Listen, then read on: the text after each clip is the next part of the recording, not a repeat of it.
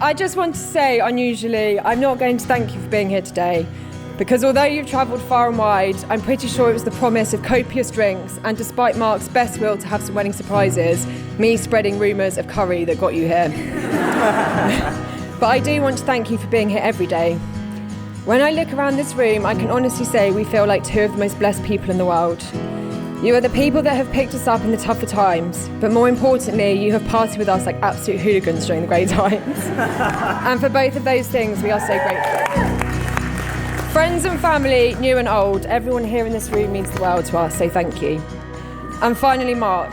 He always tells me the real reason I'm a lucky lady is for meeting him. I might not have known it when I met him in his Harry Potter specs in our early teens, but I am glad his tireless persistence paid off. I'm so excited for our next chapter as we finally fly the nest from the Bedford School gates. A final word of caution, and the main reason I needed to stand up and say something. Let's take any of the misbehaviour stories in the following 3 speeches with a pinch of salt, as I'm sure they've all been very embellished. Izzie and Mark. Mark James, fondly remembered from the time he wore short pants. He came back on the scene when they finally both found themselves in London pursuing their careers. And we were surprised, not that Mark was around, but that he wasn't just one of the old crowd, but that he'd become the man of choice.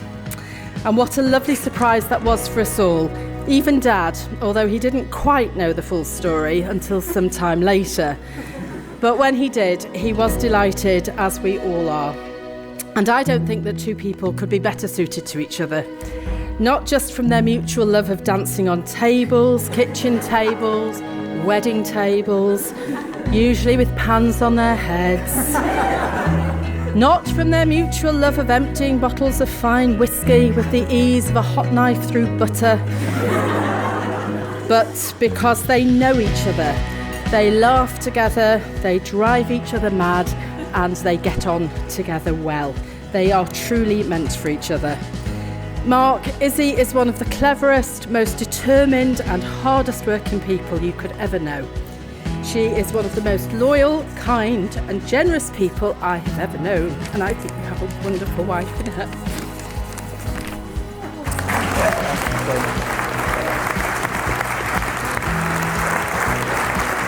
But Izzie is very lucky to have you too, because you understand her foibles, and there are many. And you look out for her, and you have both known each other long enough to understand what being together means. It's a commitment to enjoy life together and to make each other laugh even when the going is tough.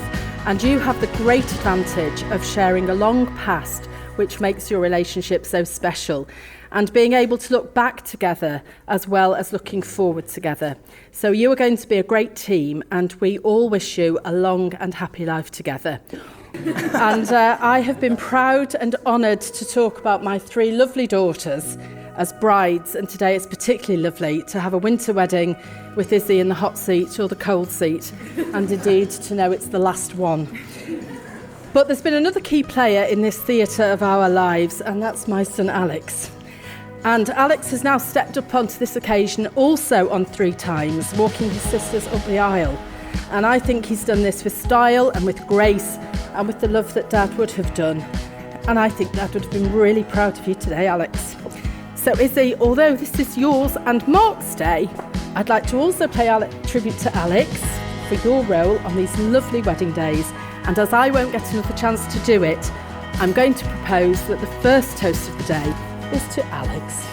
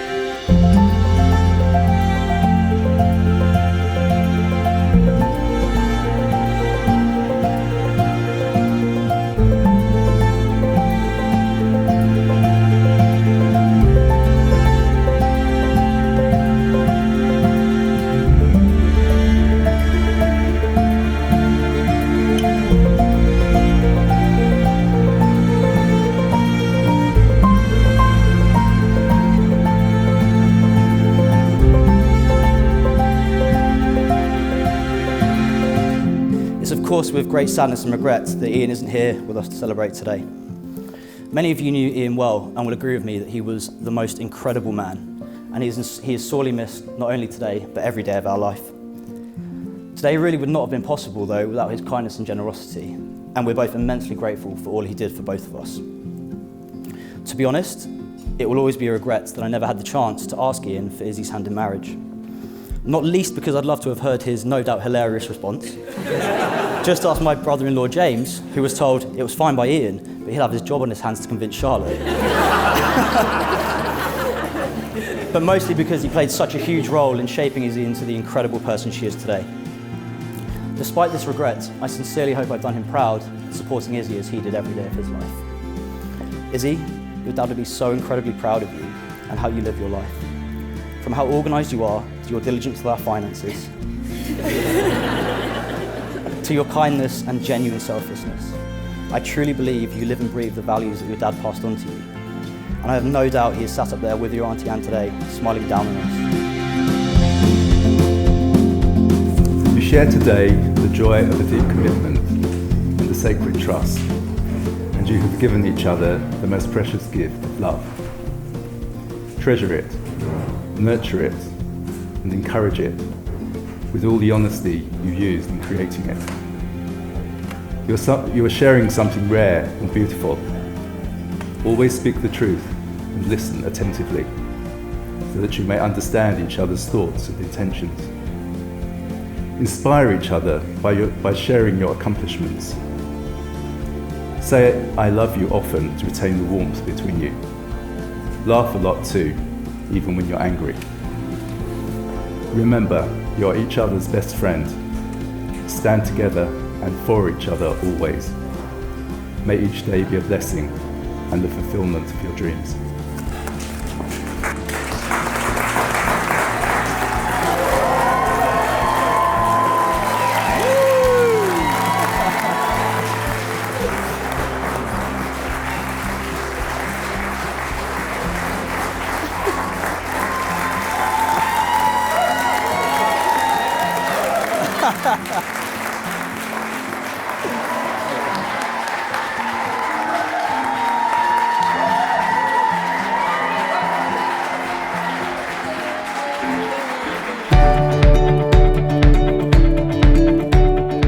Good afternoon, good evening everyone, and welcome.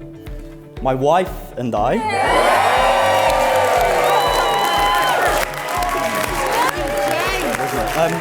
So many of you have travelled a long way to be here today. So we have Sarah, who's flown in from Portugal. I can't see where everyone is, but Sarah. We have Melissa and Philip, who have come in from Berlin. Henry from Salzburg. We have the contingent in Singapore. We have Keenar, Nat, Greg, Bell, and Ben. Pardon? Then we have the guys from the Middle East. We have Kieran and Mandy and Gemma. And my family that have travelled across the world from Australia, New Zealand and Tasmania. Karen, Ralph and Michael, Megan, Ronnie, Cara and Simone. Thanks to all of you that have travelled from far and from near. It really means the world to both Izzie and I, so thank you. I'd like to give a shout out to those that have given up their birthdays to be with us today. So we have Nikki Flora Barnes, we have Mark Kent, where's Mark Kent? We have Megan Doyle, Mr. T. Sargent, Simon Miller, my auntie Melanie. I think there might be one more, or maybe two. G-Unit, Mr. Greg Harburn, and of course, the beautiful bride, Izzie. So, big happy birthday to all of you. I say the words given up, but quite frankly, we've saved you the bother of organising your own parties, so you're most welcome, and have a drink on me if you haven't already. And no excuses for forgetting our anniversary. As you'll probably see from our slightly awkward wedding photos later, we don't really do soppy. I want to take this chance before I finally finish the speech, and in front of all of our best friends and family, to tell you, you are absolutely the most incredible person that I've ever met in my life.